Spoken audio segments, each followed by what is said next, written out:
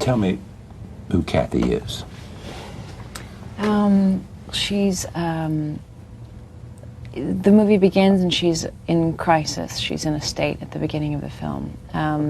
She's someone who doesn't really have anything or anyone to tether her grief, her emotional distress, so she sort of starts spiraling in on herself, and she's incredibly isolated. She doesn't have a career. She has a job cleaning other people's houses, but she has no career. She has no real family, no real friends, and then she loses her house, and it's like her last connection to anything, anyone, having a place where she feels like it makes sense for her to be.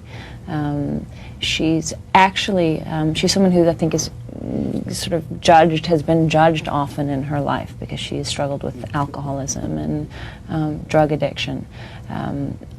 Actually what she is just this girl who's never been loved properly, I think. And you see that when she comes in contact with Shore's character, who is this sort of, source of maternal love, this sort of image of maternal love personified. She melts. She melts, because from the beginning she was just sort of, they were the people on the other end of the argument, and then you see her sort of get taken aback, and sort of eventually in the course of the film she winds up dropping herself on their doorstep.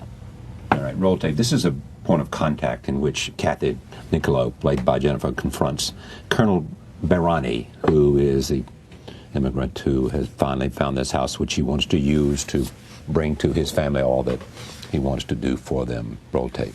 Look, my father left us this house. He left it to me and my brother. You should be telling these things to the bureaucrats at the county tax office. They have made a mistake, not I. Well, they said they would give you your money back. And I know you've put that deck on. I'm sure they'd repay you for that.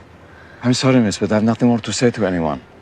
Why should I be penalized for their incompetence? Tell me that. You should sue them for enough money to buy 10 homes.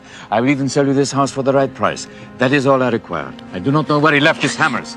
There's nothing more to say of it. Come with me. Come with me.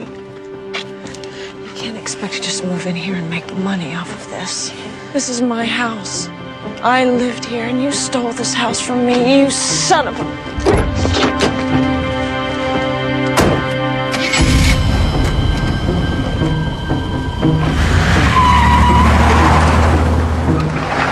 A stolen house! He's trying to sell you a stolen house! The fact that the characters were all flawed. Right. And on some destructive path and all that. It's so many movies you see, and it's so clean, and all the questions are answered. And the good guys are the good guys, and they never do any wrong, and the bad guys never do any right. And already on the page, it wasn't written as such. All the characters were really complicated, and I thought that was pretty honest, and adult, and I thought that was really interesting. And talking to Vadim, it didn't feel to me that he would succumb to the pressures to sort of make nice with all the characters. No. And I thought that was also really intriguing. I thought it was important that people that allegiances shift during the course of the movie, because it was largely about that. Back and forth between the characters.